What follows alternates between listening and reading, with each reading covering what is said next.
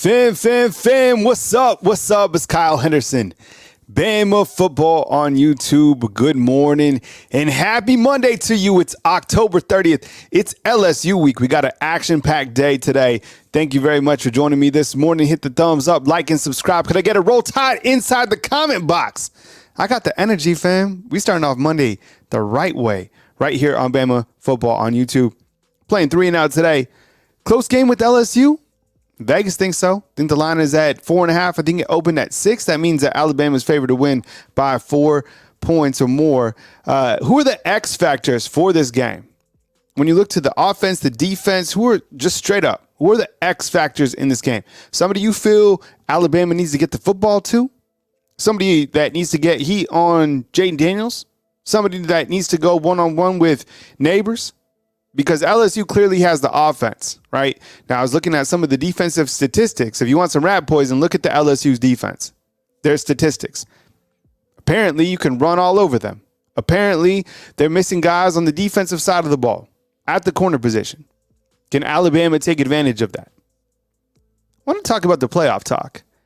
But another thing that I wanted to talk about before we get the party started, now we do have a call coming in inside the call queue. We'll take that in just a second. But I started to think about this team going forward. Okay. And I'm going to make this graphic a little bit bigger, but I was starting to think about like who's coming back, who's leaving, and help me out inside the comment box if I missed on guys or if I, if I didn't add somebody that you think needs to be added. I'm going to make this graphic full screen. Okay. So let's start from the top of the left. Returning starters on offense. Now, I got this from actually Alabama lists the starters after every single game. There's a variety of starters on offense, but let's just take it for what it is. And then you guys inside the comment box, let me know if I missed on any guys. I kind of just ran through this quickly, didn't spend too much time on it. But here's what things are looking like. Returning starters on defense. And this is for next season, hypothetically, right? I know that the transfer portal, different elements are added into this. And then leaving on offense, I want to talk about that, leaving on defense. And then I just added miscellaneous returning. Okay, just to throw it out there. So let's start with the top left. And we see that returning starters on the offense, at least as of today, include Jalen Milroe at the quarterback position, only a redshirt sophomore. I think a lot of people forget that. Isaiah Bond, Tyler Booker, Caden Proctor, Jaden Roberts, who's also a redshirt sophomore, CJ Dupree, who's only a junior, and Amari Niblack. Those are guys that are listed as starters against Tennessee. Now, of course, there's different wide receivers and stuff like that. We're going to talk about those guys as well. Returning starters on the defensive side, you have Terran Arnold, who is, you have Caleb Downs. I have him listed as Kalen. That needs to be edited. Jahad Campbell, inside linebacker, Deontay Lawson, Tim Keenan, and Jaheim Otis. That's kind of the nucleus on the defensive side. Now, leaving on the offensive side, you have Jace McClellan, Roydell Williams at the running back positions. You have Jermaine Burton. You have Seth McLaughlin, who is the center. And you have J.C. Latham, who will be going to the NFL draft, right? Leaving on defense, it's quite a bit of guys. Kool-Aid, Malachi Moore, Jalen Key, Tim Smith, Justin Ebogbe, Chris Broswell, Dallas Turner, Tresman Marshall. Now, miscellaneous returners, these are guys who have spot played, whatever, this season, or key contributors, just not listed as technical starters. You have Devontae Smith, who is dealing with the foot injury. He'll be returning maybe even at some point this season. I don't know. We've never really had a timeline on him. Dylan Lonergan, should say Earl Little Jr., Emmanuel Henderson, Jake Pope, Jalen Hell, James Burnham at the punter position, Jam Miller, Ja'Cory Brooks. I listed these in alphabetical order. Jeremiah Alexander, Justice Haynes, Keanu Coote, Kendrick Blackshire, Kendrick Law, Kobe Prentice, Malik Benson. Malik Benson is only a junior. And then TJ Ferguson, Tony Mitchell, and Ty Simpson.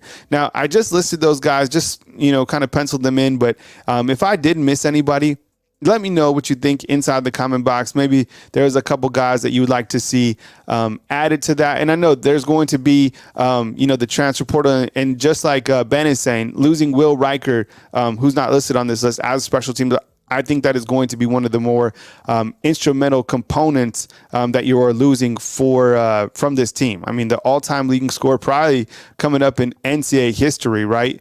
And everything that he's done for Alabama. So with that said, the phone lines are open. They are, I'll put it at the bottom of the screen. You guys called in this morning.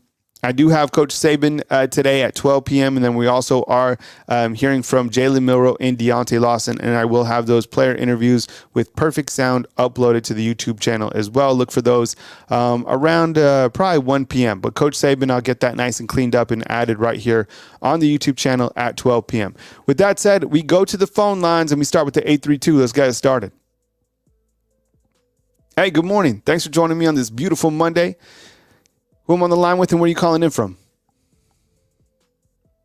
Good morning, Kyle. This is Mike in Austin, Texas. Mike, what's up, man? I appreciate you calling in to start the show. I hope you're having a great day, and welcome on in.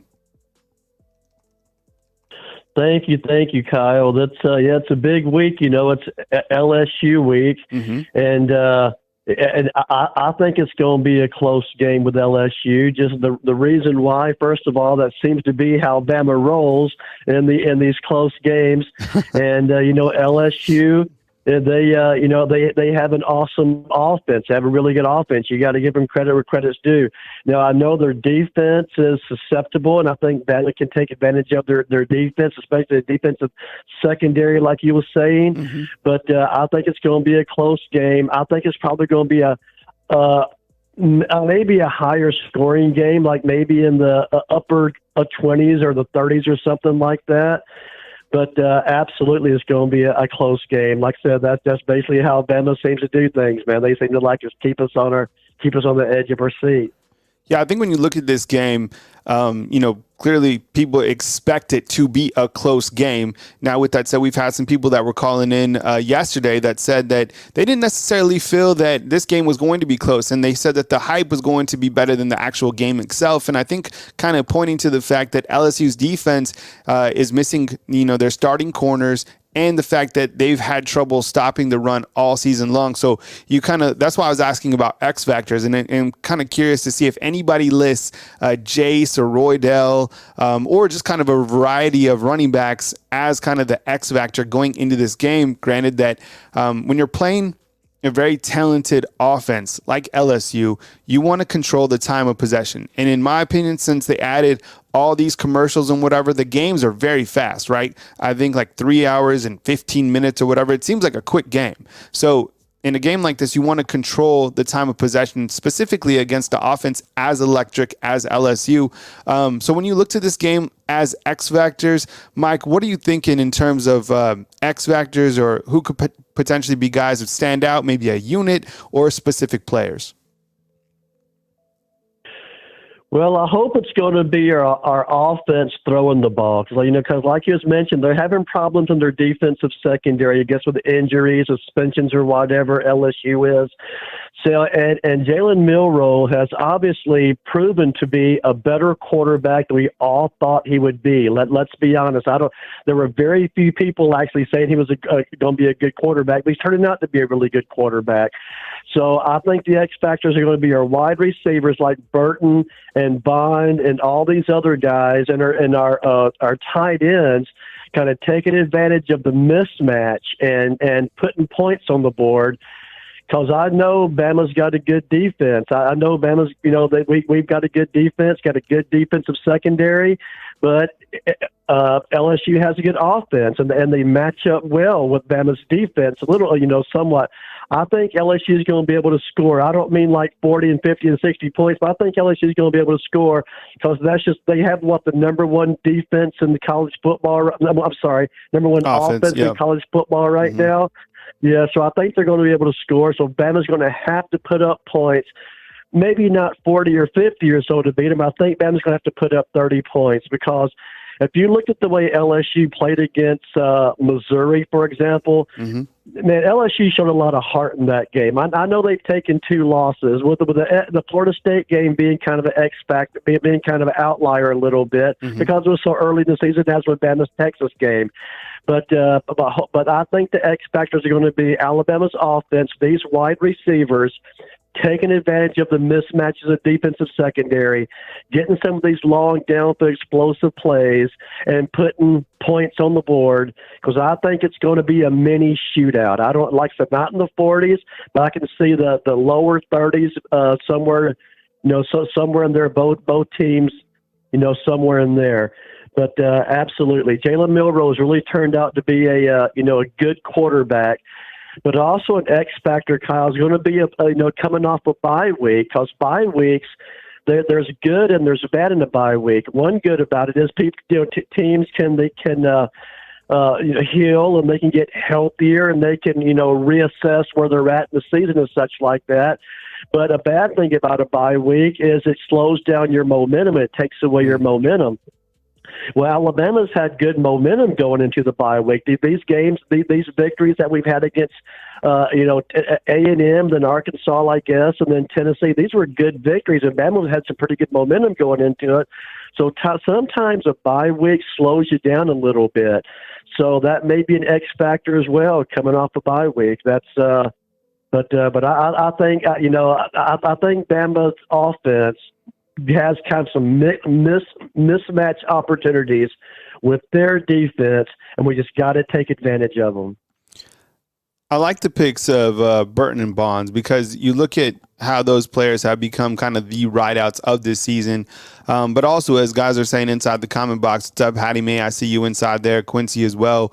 The running game and trying to get an effective play script, as we haven't necessarily see Alabama get off to the hottest start, right? It seems like other offensive coordinators have had a better jump start in these early games, and Alabama's had to figure things out at halftime and then make adjustments and then come out to put points on the board. And I think in a game like this, and we're talking about this yesterday, the more points on the board early, the better for Alabama, because this isn't necessarily a game that I feel you can play behind in. Right? You can't do that against LSU. If LSU starts rolling and things are going really well for Jaden Daniels and he gets heated up, you don't want to play from behind against a team like this. That's why I'm saying, like, even if you take a field goal, you have an elite defense and the defense is going to rise up. I don't necessarily think that the defense even allows over 21 points in this game. And the reason I say that is because I look to that Ole Miss game, and Ole Miss and Lane Kiffin were able to run, I think, for 347 yards in that game. So I think kind of the ground heavy and kind of as I dive into this game, I'm starting to kind of lean more on the running backs. They're healthy. They've been carrying the workload, and the fact that they can run against LSU, I think that has to be a major part of the script. Okay, on with Mike and Austin. We'll get to our next caller, which is a 205. We'll get to you in just a second. But Mike, playoff talk is now on the horizon. And when you start to look at, teams in playoffs and, this and that, I have a graphic that I wanted to put up on the screen. It kind of showcases the landscape of where these teams are. And we're kind of really just looking at 8 teams right now, in my opinion. So let me bring up the graphic. And the graphic reads like this. You have Michigan up at the top, 8-0, and you can see the remaining games played. You have Ohio State, Florida State, Georgia, Bama, Washington, Oregon, Texas, and that should say Oklahoma there at the bottom. So when you look at these specific teams and everything that goes in it, what's kind of your, early look at kind of the playoffs and, and I wanted to ask people this as well. Should schedule strength matter? Because you have teams like Michigan and even Georgia right now. And I guess you could point to Florida State. Besides their win against LSU, should schedule strength matter? Because the schedule that Alabama played has certainly been daunting. Absolutely, strength of schedule should matter. When you look at Michigan, that's plays Rutgers, Northern Illinois, Indiana. They play nobody, man. Yeah. Any of these teams listed that you have here on the board will be undefeated with Michigan's schedule. And besides that, it's been kind of proven here lately. I'm sure you've been keeping up with the story. Michigan's a bunch of organized cheaters. I mean, it pains me to say that, but they are. And it's Michigan. Here's what scares me about the playoffs here. I think that Michigan, I don't know why people are so big on Michigan. I think they can lose to Ohio State, not make the Big Ten championship game, and still get into the playoffs. So I kind of feel, and I hope I'm wrong here, Kyle, I kind of feel that there's 2 spaces already reserved for Michigan and Ohio State, no matter what plays out. unless Michigan loses to Penn State and then loses to Ohio State. But I'm afraid that if Michigan and Ohio State are both one-loss teams, or if Michigan especially is both of them a one-loss team, they're still going to make it to the playoffs. And just something I personally call Big Ten privilege. I don't know what the deal is. They're big market teams. But one thing Bama has working against them is, they haven't lost to Texas. Well, there's a good chance from this point Texas is going to win out of the Big 12 and probably play Oklahoma again in the Big 12 championship game. And then I think they're going to beat Oklahoma the second time. And so Bama having a head-to-head loss against the Texas Longhorns, that may work against them as well. So, so Bama's only hope to get in the playoffs is to go to the championship game, beat Georgia, beat them convincingly, and then get in. And it's not an open and shut case. Bama's going to beat Georgia, man. I've been saying this all year. It pains me to say Georgia's the best team in college football. Even with losing Brock Bowers, they're the best team in college football right now. The only teams in college football that have a chance of beating Georgia are Ohio State and Bama. They're the only teams that can hang with Georgia. I said that this year. I've said it last year. Michigan, I mean, come on, man. They play nobody. At least Georgia's played Florida. At least they played, I think, Kentucky. And they're going to play Tennessee. But, and then they got to play maybe hopefully Bama in the championship game. But Georgia has a tougher schedule than Michigan, in my point. And like I say, Michigan, man, honestly, I've been wondering how they've gotten so good these past 2 years. I don't want to harp on the subject, but they've been cheating, man. That's how they've gotten good these past 2 years. If you looked at this video that's come out, this is organized cheating, organized stealing the plays. This guy, whoever this guy is, stands right beside their coach telling them what the plays are. They've taken this to a whole nother level. But I don't think they're going to be able to beat Ohio State this year. I don't know. But I just feel Michigan can take a loss with their weak schedule, with their organized cheating, and still have a spot reserved in the playoff due to what I perceive as being Big Ten privilege. And Ohio State, too. So, and with Bama, like I mentioned, having a one loss against Texas. If Texas wins out, well, Texas is going to get the go ahead because they have the win against Bama, which is a good win for him, by the way. And people seem to be all over the Pac-12, like Washington and Oregon. Well, Oregon, I think, right now is also 7-1. I think they're a higher-ranked team than Alabama in the AP and the coaches poll right now. So there's just a lot of factors working against Bama. And so Bama, their only hope is they've got to win out. They've got to convincingly beat Georgia convincingly to get into the playoff. Other than that, it's going to be hard for him to get in because Bama fatigue is real, man. Bama fatigue, SEC fatigue, it's a real thing. And like I said, I don't want to be a conspiracy theorist, but just by looking at how Georgia's not the number one team in the country right now, I will never know. I will never know. And Michigan's not as good as people give them credit to be. They're beating up on these weak teams across the board. But anyway, as far as going into next year, Kyle, what I see playing out for Alabama, like as far as player turnover and such like that, I can totally see Ty Simpson transferring out. He's got to be he's a good player, man. And, I mean, he's really done nothing wrong at Alabama. Just, they settled on Milroe because he had more experience. And Tyler Butchler's gone. He's definitely going to transfer out. But here's what I think overall the big picture is. Like, there's some questions about Tommy Rees and how good the offense is doing. Well, the offense is, they were kind of thrown into a tough position because Milroe was a tough act to follow. I mean, Bryce Young is probably the best quarterback to ever play at Alabama. Milroe going into that's a tough act to follow.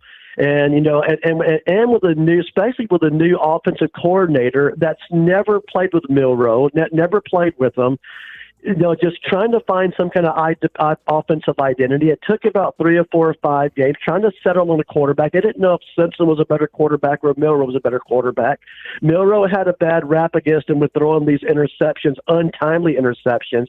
So I think Tommy and Alabama's 7-1 and a high-rated offense right now, one of the better-rated offenses in college football.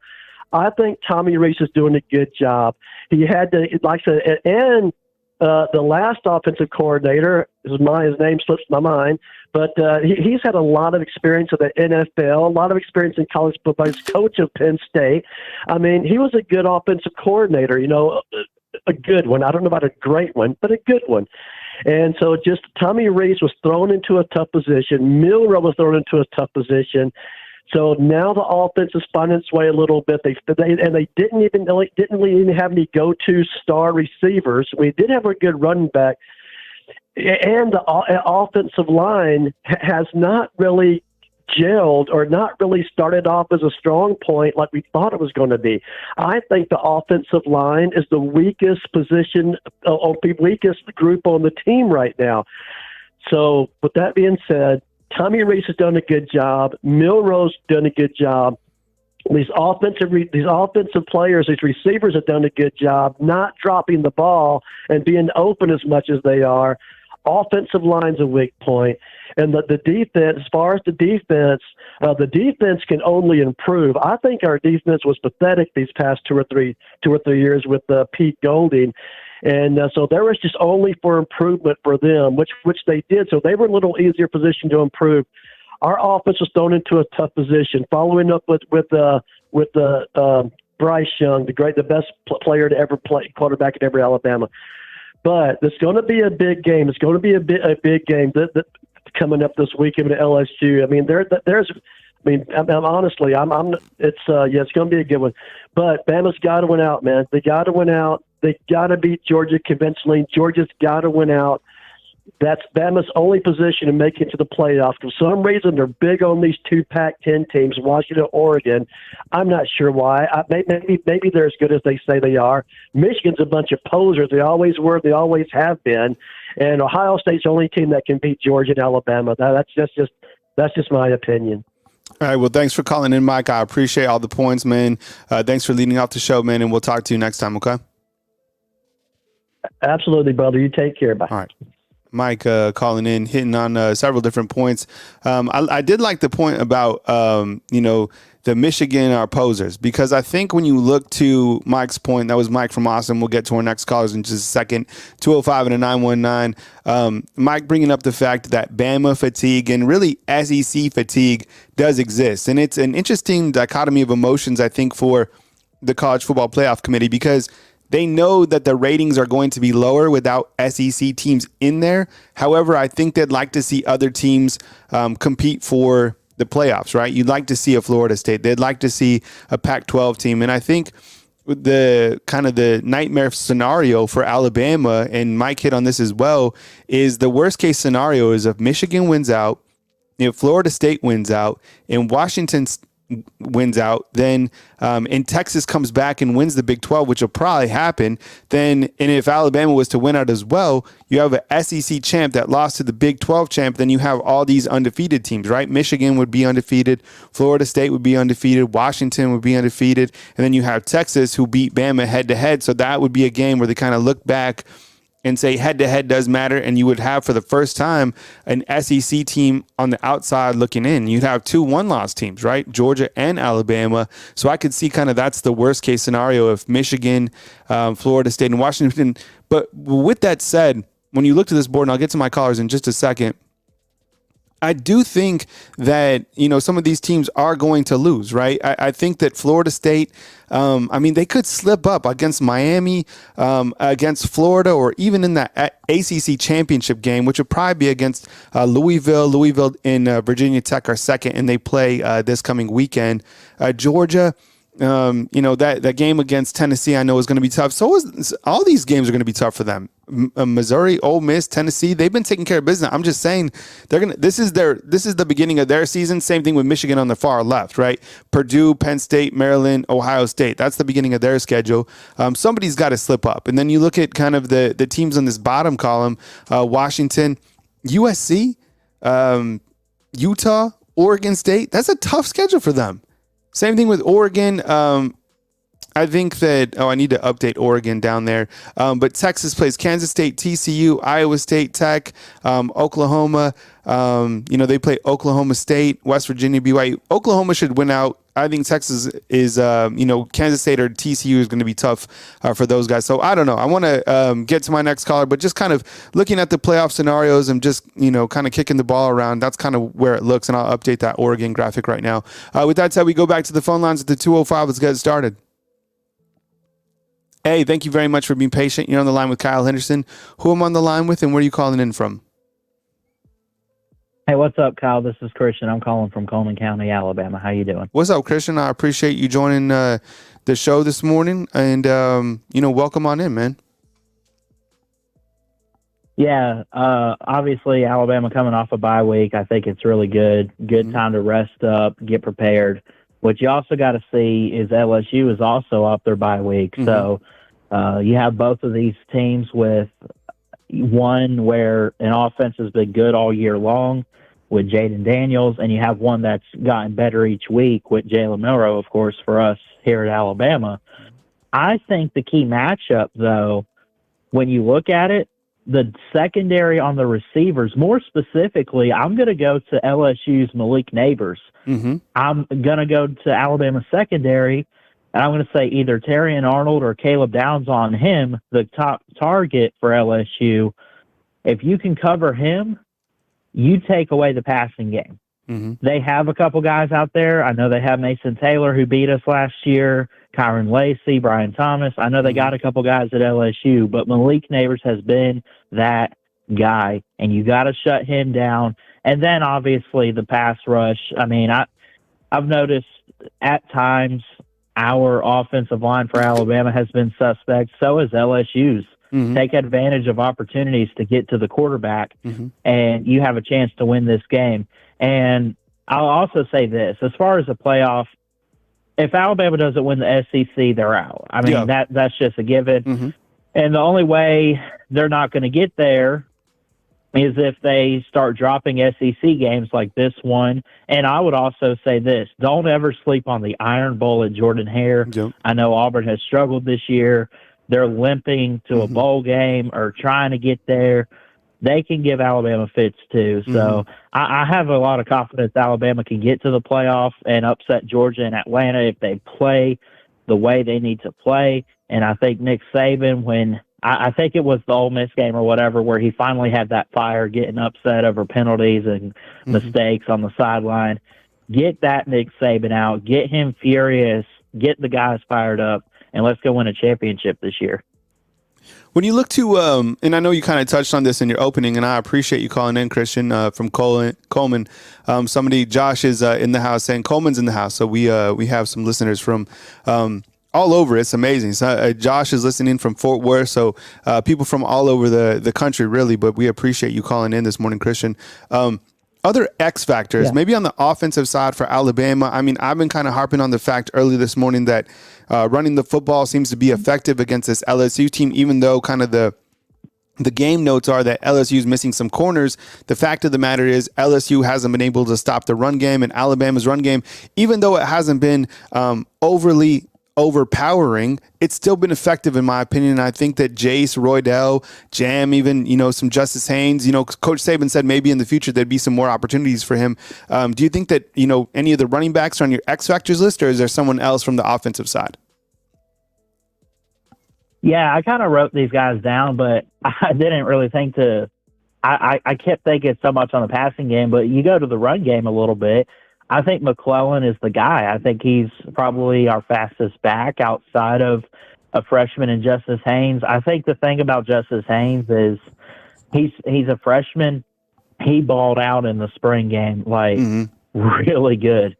And he just needs to, at some point, be given the opportunity. I know we have one of those small games before the Iron Bowl like Chattanooga, but I would say maybe a game like that, maybe he balls out then. But I think we need to stick with Roydell and Chase. And I think you move the ball with them on the football field. And The run game, too, by the way, none of that's going to matter if the offensive line doesn't do their part. At times it has struggled, but at the same time, I can tell this group is very experienced and well-disciplined at this point in the season. And if they can open up holes, give it to Roydell or Jace and let them run loose. Yeah, I think I do look at the Alabama running back game as being dependable. And I say that because, A, they have been healthy, and A, they've been able to hang on to the football. And overall, I mean, over the past couple of years, Alabama has done a really good job of hanging on to the football. And these guys, certainly do that. And that's why I think a big running game. And look, it doesn't have to be a 200-yard performance by Jace or whatever. Just keep the chains moving. Play, win the time of possession against this LSU team, because everybody has been saying it, and rightfully so. I was even watching, some recent game footage of Jane Daniels. The guy is unbelievable. I mean, we looked at his stats yesterday. He's got an amazing deep ball, pinpoint accuracy across the middle of the field. He's great. He has NFL type wide receivers. You can't let LSU, the least time you have them offensively have the football, the better for Alabama. And that's not to say that Alabama's defense isn't ready for that, because look, they have been challenged. We've been talking about all season. They already faced Texas. They already faced Ole Miss. They already faced Texas A&M. That Tennessee team was a lot better than I thought they were. Those wide receivers were really good for Tennessee, and they came in with a good game plan. So Brian Kelly is coming in, with a mantra that, this is another staple win for him. And I think far out, LSU still thinks that they have some sort of opportunity, because if they win this game, they think that things could go well for them in the West, and they beat Alabama last year. They're coming in with I know they're on the defensive side, they don't have a lot of momentum, but the offensive side, I think they feel they can compete with anybody. I was asking, Mike, and for the viewers today, should strength of schedule matter? And how do you look at that? Because you have Michigan, who hasn't really played anybody. Same thing with Georgia. I don't think you can live off wins against Auburn and Kentucky at this point, or even a Florida. We know that the schedules, for Florida State have been light, besides that win against, LSU way back when. What do you think about schedule strength, and what do you think about Alabama's schedule so far? Has it been one of the tougher schedules among these top 8, these top 10 teams that we're now kind of laser focusing in? Yeah, I think that it has been kind of tough at times. I mean, you look at the Arkansas game a couple weeks ago, but you look at what they've been able to pull off.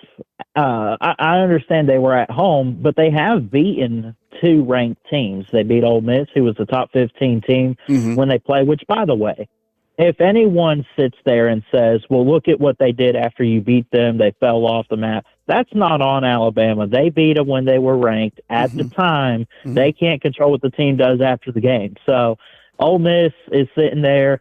They got to win 24-10. Ole Miss has 1 loss. Okay, well, Alabama has the head-to-head there. As long as Alabama doesn't drop another game before the SEC title, I'll tell you what, they're going to win out. They'll only have the Texas loss, and they just got to go beat Georgia. And that's easier said than done based on what Georgia's been able to do this year and the issues that the Crimson Tide have had. But strength of schedule, should it matter? I think it should, because I think you play these tough opponents, you play these ranked teams week in and week out almost, and if you can prove that you can go on the road and get a big win, if you can prove that you can get a big win at home, if you can upset or play competitive and play better than people think against the bigger teams, I mean, doesn't that show championship quality? I mean, I think so. So I think for Alabama, they have the wins, but also, I feel like that Texas loss, it's the only loss, and people got to remember that. I feel like it's in the background right now, because, I mean, look what they've done since then. They just got to be careful going forward. They got the LSU game this week. They go to Kroger Field to play the Wildcats. Chattanooga, I mean, that's obvious. But also be careful. I know they're struggling, but you never take that Iron Bowl of Jordan Hare lightly. So Alabama's got to be careful, but I think they have plenty of good wins so far this season. Yeah, I think so too. And someone just pointed out inside the comment box, that Ole Miss, they're number 11 as we speak. So that is a good win. The thing about Alabama's schedule is I think it has been a challenging schedule. With that said, and I said this at the beginning of the season, all of their marquee games, for the most part, outside of that one against Auburn, they're at home, right? You had Texas at home, you had Ole Miss at home, you had Tennessee at home, you had Arkansas at home, you had LSU at home. And that's a good thing for Alabama because of this team still trying to find itself during those games. And, now you look to this game against LSU, how big of is it an advantage for Alabama to have that home field advantage? And I know specifically at 6:45 p.m., Alabama still with that game on their mind, from a year ago, and what could have been if they were able to be just a one-loss team instead of a two-loss team. You look at them being in the playoffs, honestly. You can't lose twice in college football. That's why the rest of the season, just like Christian's saying, you can't lose again, because if you lose again, you're completely out. You win out, you're in. And that includes a win over Georgia. And that's why I think it's so important that Georgia continues to win out for the sake of them being number one. Alabama's in there 1,000,000% if you have an undefeated Georgia in the SEC championship game and Alabama beats them. 1,000,000%. There would be zero chance, and Georgia would have probably a say to be in the playoffs as well. Right? They would be like, okay, we lost one game over the last whatever. Their resume, even depending on how their back end went against these next couple of games, I don't know. There's a lot to kind of hyper focus in as we go forward. I appreciate it, Christian. Thank you very much for joining us this morning. I got Coach Saban's press conference at 12. I got Jalen Milroe at 1, Deontay Lawson, and then more stuff coming your way, man. We appreciate it. And then the coaches show tonight. So action packed right here on Bama on YouTube. I appreciate the call from Coleman. Thanks so much. Roll Tide. All right, Roll Tide to you. All right, we got a 919 and a 443 coming up next right here on Bama Football on YouTube. Alabama basketball, I don't know if you guys saw that yesterday, but Alabama basketball had a scrimmage yesterday against Wake Forest. A game they were up, I think, 20 points, and were able to they couldn't close it out. So early season exhibition, they lost 88-80. But their first game's coming up. These exhibition games are just kind of a early, look at how the team is doing. But I think that it's going to be another promising season for Alabama basketball. And I think the job that Nate Oates continues to do with this team is certainly impressive. So you will get basketball coverage, and we will continue, to cover basketball as we move forward right here on the YouTube channel. Got to have it. The job that Nate Oates is doing. I've always wanted to give basketball a run. I think that basketball, you looked at, I don't think anyone in this space has really covered basketball how it could be covered. And shoot, they were number one last year, right? And the thing about Nate Oates is he's not afraid to tell you exactly what he means. He's still young in his coaching career, so he can say like whatever he wants. What's up, Sarah? I see you inside the comment box. Thank you for being here this morning. We really appreciate you. And with that said, we go back to the phone lines with the 919. Hey, good morning. You're on the line with Kyle Henderson. Who am I on the line with, and where are you calling in from? Kyle, what's going on? This G. How you doing, man? What's up, G? I appreciate you calling in, man. Thanks for joining us on this beautiful Monday, October 30th. It's crazy. The month of October has just flown by, man. Tomorrow we got playoff rankings, Coach Saban's birthday cake, and then we're into November. And then on the back end, you got Alabama, LSU, man. So appreciate you joining us this morning, G, and welcome to the show. Appreciate it, man. Appreciate it. So I have on the screen, we're playing 3 and Out today. And I'm asking everybody these simple questions. Number one, do you anticipate a close game with LSU? Who are your X factors? And I'm kind of switching up question number 3. I'm going to ask you when we get to that point, you can't wait to see who, in terms of a younger player, kind of get onto the field. So if that's cool with you, let's kind of dive into question number 1. Do you anticipate this game being close? Vegas has it at 4.5. Do you expect Alabama to control this game? Do you expect kind of a second half resurgence from Alabama? What are you looking at, G, when you look to Alabama, LSU, and do you think it could be a close game? I think I kind of halfway answered this question the last time I talked to you. With this Alabama team that we have, you don't know. You know what I'm saying? But it's like you have a feeling that we could beat them 45-10, but there's also a knowledge of we could have 15 penalties and the game could be 28-31 us or them. You know what I'm saying? So it's like it's weird. This team makes it weird because it's like it almost depends on how they wake up.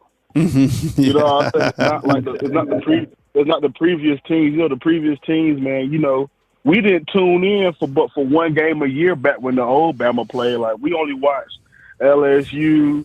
Well, made time to. You know what I'm saying? LSU or Auburn, everything else. It was like, you know, we'll see what ESPN said.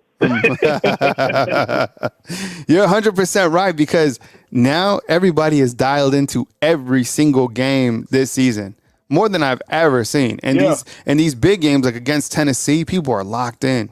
Game against LSU, people be locked in. Against Arkansas, people are locked in. Against Ole Miss, when we really didn't know about this team that much, people were scared, or not scared. It was just high anxiety before the game.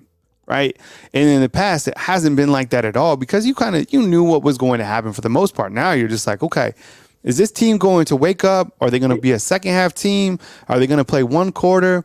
And I keep saying this too. If this team puts together 60 minutes of football, they're going to do whatever they want to do, because they on the team, they have the most dangerous player in college football that hasn't got to that level just yet. And that's Jalen Milroe. Can you imagine if things just click for him? Yeah. And he just starts slaying it all over the field and starts running? I mean, he's the guy, 1,000,000%. There'll be no way to stop him. And you look at, I was showing earlier in the show, all the weapons that he has coming back for next season. My goodness, right? All those wide receivers coming back. So when we look to this game, G, X factors are who? On the defense, on the offense, special teams, who you got when you look to X factors? Well, X factor, I got one question. Arnold is expected to be playing? Yeah, Arnold was seen back at practice last week, and the reason G is asking about that is because he left the game early in the third quarter against Tennessee, and he went through concussion protocols, but he was back at practice last week. So, yeah, he is good to go for this week against LSU. Okay, so, you know, like I said before in the previous call, Kyle, I don't really worry about this defense anymore. What this defense has showed me in A&M, the Ole Miss game, I'm going to say this, what this defense showed me in Texas, right? Like the immaturity, especially with Caleb Downs, with biting on certain routes, the secondary, even Arnold early in that game, wasn't really respecting what was going on. So, like, even those lessons we have in that loss has made me comfortable with the defense.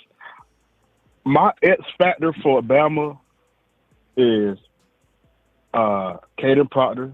Can we continue to get him to develop as we've seen the past, 3 weeks? We've seen some slight improvement every game. So maybe 2. I'm going to bring it down 2. I'm going to be hard on him. Yeah. For the past 2 weeks, he's starting to play decent. So I'm going to say Caden Proctor is my X factor, and Milroe 10 and under. Hey, Kyle, before I didn't want to put it on Milroe because I didn't know if the kid could handle pressure. Like, he hear me right. But I didn't want to blame him, and he wasn't ready. But from what Milroe has showed me from Tennessee A&M, he can handle an A.J. McCarron ass chewing.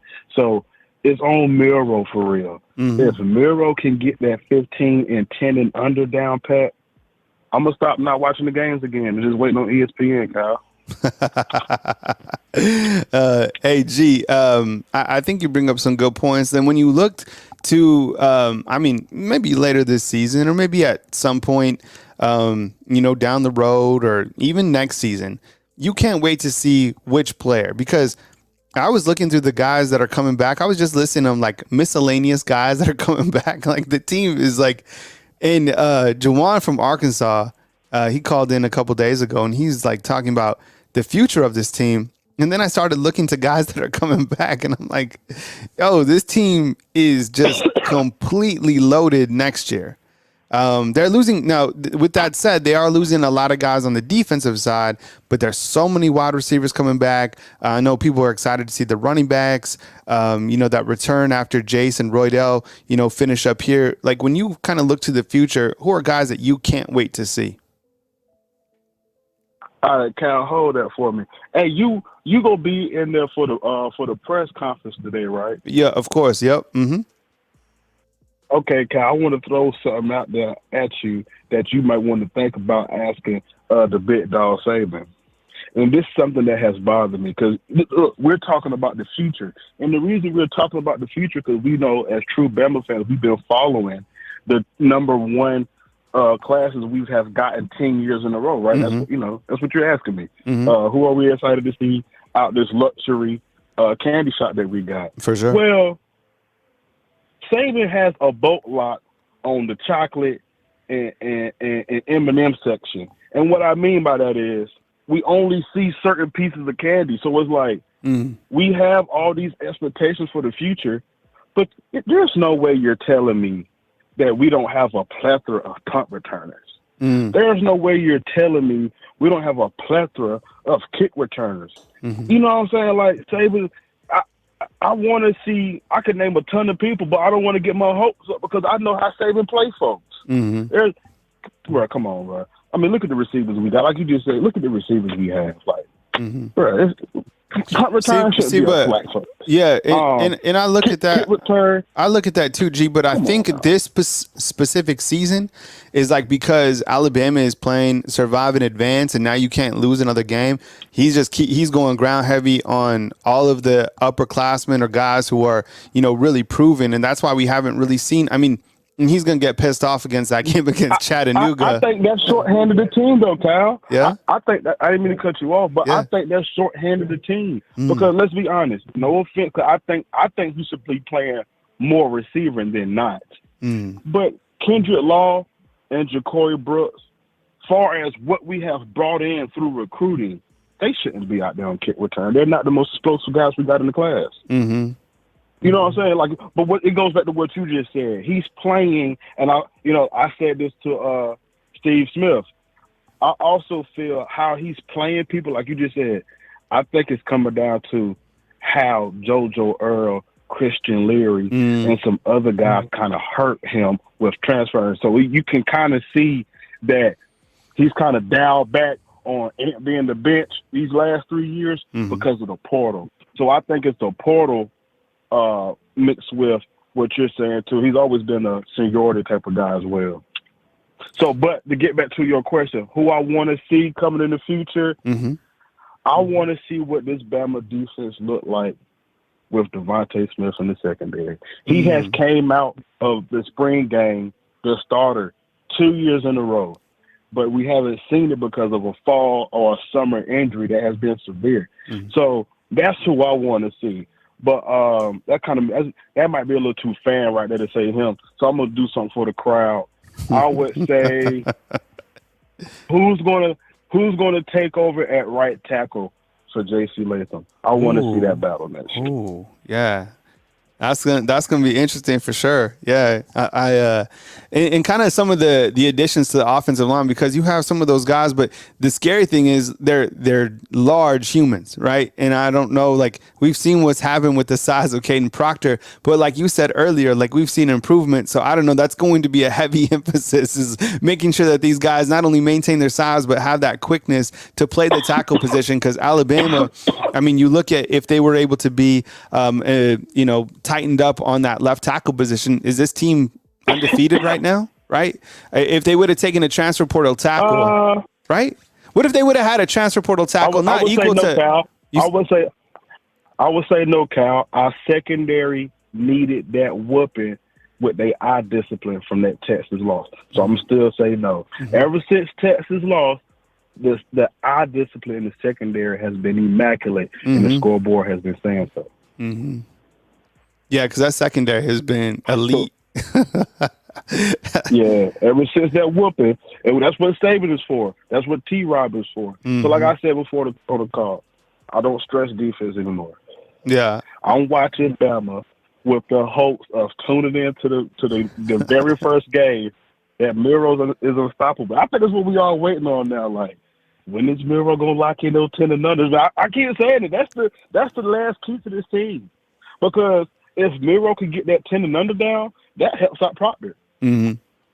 if Miro can develop, cause he has the cannon. It's just confidence in your mindset. That's what anything you do in life is. However your mind is focused on it or your outlook on it, that's how it's going to turn out for you 9 out of 10. Mm-hmm. If Miro can get those short passes, Kyle, it's over, bro. Mm-hmm. Like I said, and that would help the pass rush. You know what I'm saying? Like, we really waiting on Miro to take the next step. You know, I think Tommy Reese is good. You know how I feel about Reese. I think Reese is being handcuffed because Miro can't get it done. Mm-hmm. If we're going to be honest, a lot of people, you know, I stick on this all the time. A lot of people say why we don't run the system that Tua ran, why we don't run the system that Matt Jones ran. And I say you answer your own question, because those guys had the ability and the pre-snap to, you know, get that ball out like that. So we waiting on that, man. We waiting on Miro with that 10 and under. Once they get there, Kyle, it's over, man. Mm-hmm. It's over. Hey, G, well, I got to move to my next caller, man. I appreciate you rapping with me this morning, man. I'll be live all this week at 9 a.m., so hit me up, man. I appreciate the context. I always like to rap with you, to be honest, man, so hit me up next time. All right, Kyle. Appreciate you. Be safe out there. Yep. All right. See you, G. That was my good boy, G, calling in this morning. We got a 443 and a 337 coming up next right here on Bama Football on YouTube. These morning shows, I think I'm kind of just testing the water out, because last week I wasn't as busy because I didn't have stacked media availabilities on top of my live show. So I've added on the live show. So I'll probably go into that 10 a.m. hour, but then I have to break up the show and I have to drive to the university. And basically how my day works when Alabama is playing a game, not that you asked, but just to tell you guys. So I got my kids off to school this morning. I prep for the show this morning. Then I get on the show, have the show from 9 to probably from 9 to like, I don't know, 10:15, something like that.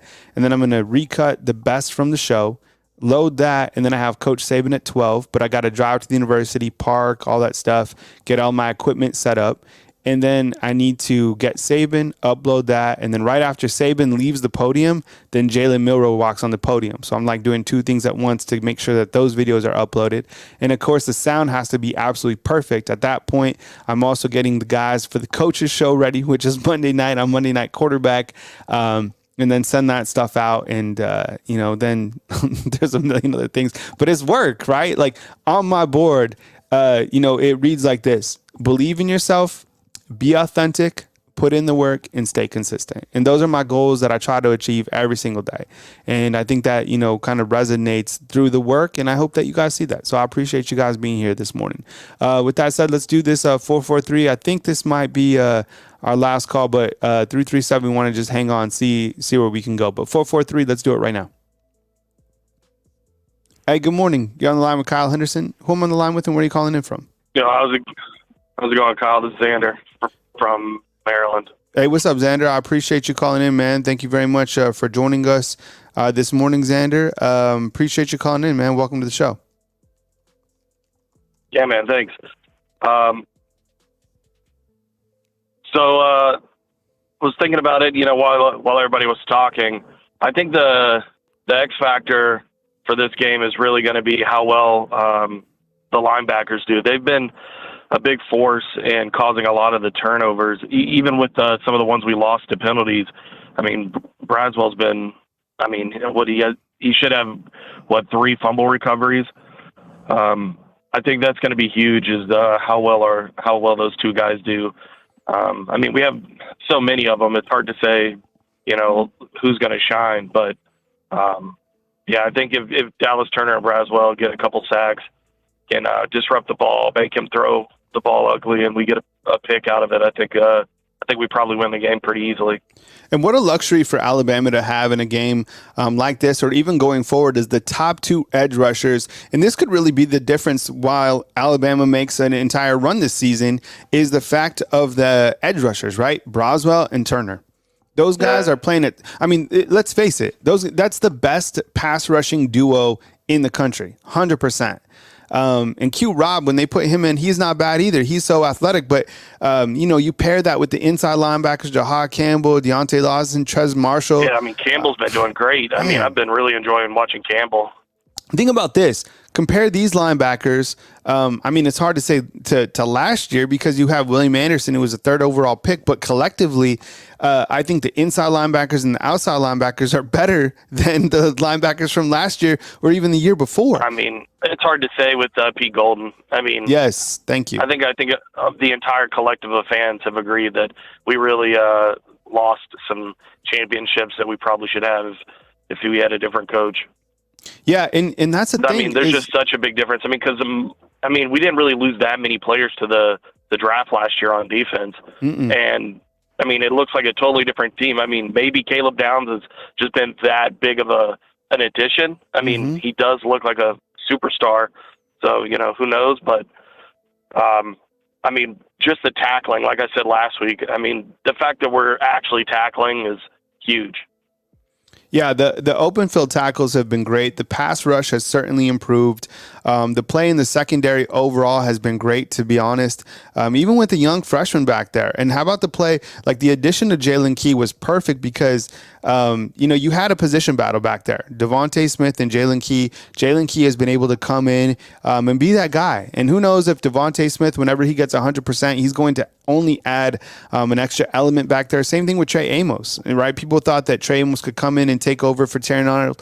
It hasn't mattered. Like he's come in and been effective. He looked pretty good. He's really good for sure. Yeah, and Coach Saban said that he would have intercepted the pass. I think Saban was saying if it wasn't for that scoop and score, he would have probably got a pick, right? Yeah. So who are your X factors in this game when you look to Alabama, LSU in terms of offense, defense, special teams, or just kind of maybe a position unit? What's your take for X factors? Yeah, I mean, I think, like I was saying, it's going to be the linebackers for Alabama. I think that they're really what makes our defense what it is. And then for LSU, I mean, it's feels like it's obviously Daniels. They're going to win or lose based off what he does, and if we can disrupt him, they're going to lose the game. I know that the numbers show that we have pretty much the same efficiency rating between him and Milroe. It also shows that we have pretty close to the same yards per play. The only difference is we run the ball a little bit better than them, and defensively we have a better we, on average, keep teams from meeting their average on running. So we have a better chance of actually making them one-dimensional than they do us. So I think that's going to be a huge factor of the game is just who can control the clock, and whoever gets a turnover probably loses the game. Like, I think that's how this game's going to be. I don't believe it's going to be as high scoring as a lot of the numbers are showing. I'd be surprised if it's, more than 27, 24 or something like that. Yeah, I haven't checked the over, which is the total points anticipated for this game. I would think it's going to be over like 52 or something like that. Appreciate the super chat, Matt. Thank you very much. And then William with the 5 spot. Thank you very much as well. I really appreciate you guys with the super chats this morning. Thank you very much. Yeah, I haven't. If anybody has that quickly, if you want to post that inside the comment box, I'm looking for the total score anticipated for this game from Vegas. I know Alabama's favored by 4. You also have College Game Day in town this weekend, which is going to, in this weekend, but during the week. So I'll have an opportunity to talk to Tebow, Reese, Roman Harper, and Kirk again. So I'll upload those to the YouTube channel. Those are fun. Yeah. Those are really good interviews the last time. We got to get Nick Saban a new camera. I mean, he's going on the Pat McAfee show with some like LG, some Logitech webcam or something. We got to upgrade him. I don't know what's going on. Yeah, they certainly could, right? I mean, it would be. I could honestly go in there if they gave me a budget for even $500. I could go in there and give him perfect audio, perfect lighting, and a perfect camera. Be super easy to do all that. Yeah, because he's going super low tech on there. It's rough, but it's like it also is like the mystique of Saban, And on the background, I love how there's like that Tennessee folder that people keep talking about. I don't know if they moved it after this last week. I'm sure that they did, but I don't think I saw it on Thursday.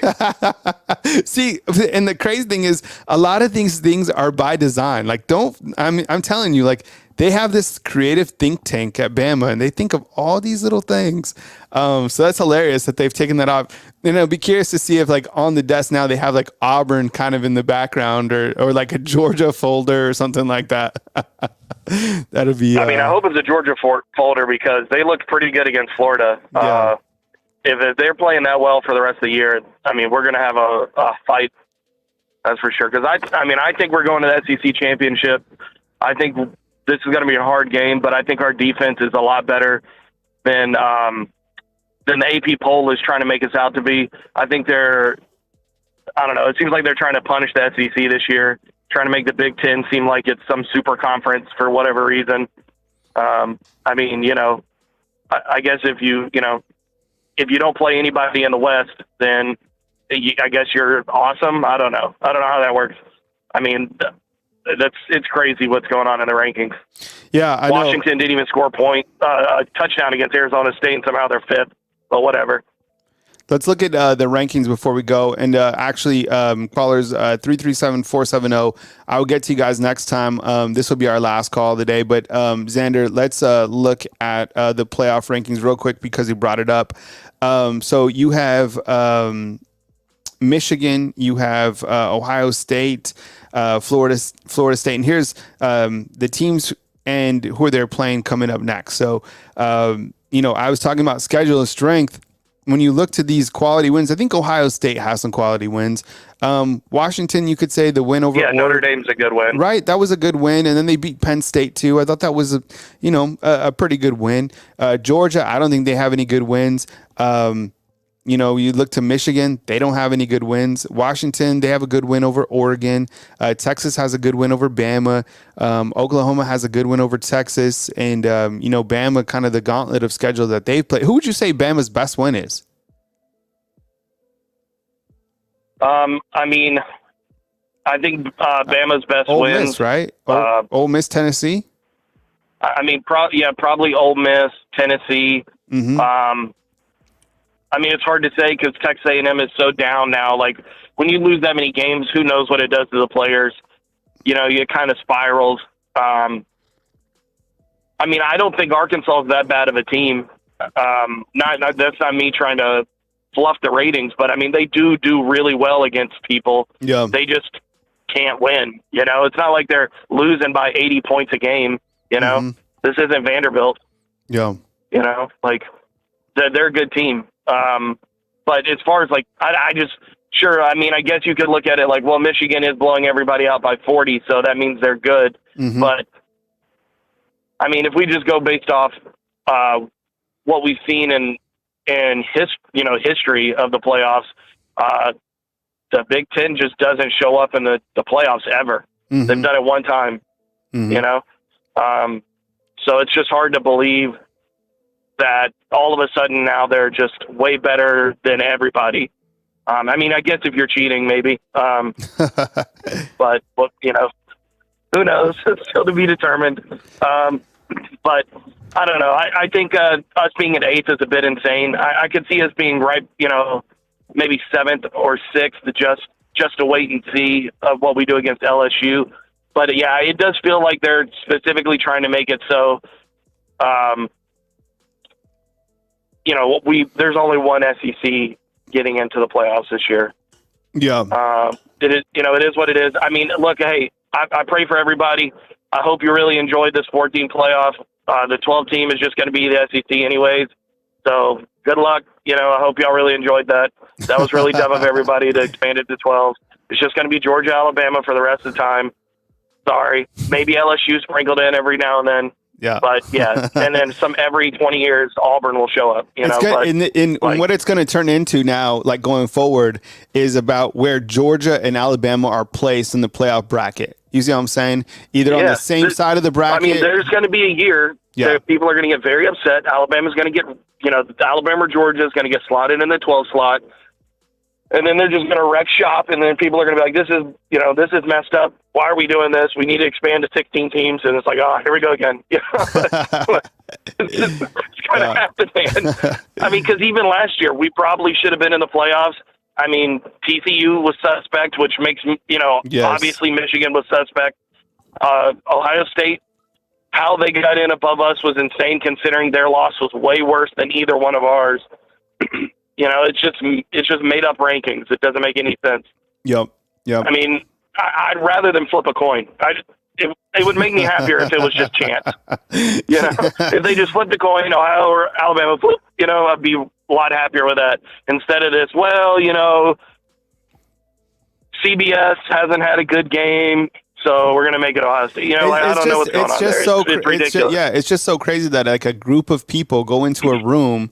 Everyone has biases, and like they go in and they dictate like who the Final Four. It's just like it's the most ridiculous way to determine playoffs that exists in all of sports. Every single sport. Like there's this guy who just moved in. He works at the Mercedes plant in between Alabama or Tuscaloosa and Birmingham. And he's from Germany, right? So they're accustomed to like it's a very simple formula. Who makes the tournament? And I was trying to explain to him that there's like a group of people that go into a room and decide the best 4 teams that make the playoff. And he was just like, he was so lost. I was Pate was saying it's like 4 people from the Big Ten or something. That's what Josh Pate said like a couple of weeks ago, and it's like, what? It makes no sense. Yeah. It literally makes no sense. It really doesn't. Hey, man, well, Xander, I appreciate you calling in on the back end of the show, man, and I'll be on live every single day at 9 a.m. this week, man, so definitely call in, hit me up, and appreciate your continued support. Yep. Have a good one, man. All right, man. Take it easy. All right, Xander. Roll Tide. Roll Tide to you, man. Xander calling in from Maryland. Hey, Kyle Henderson and Bama Football on YouTube.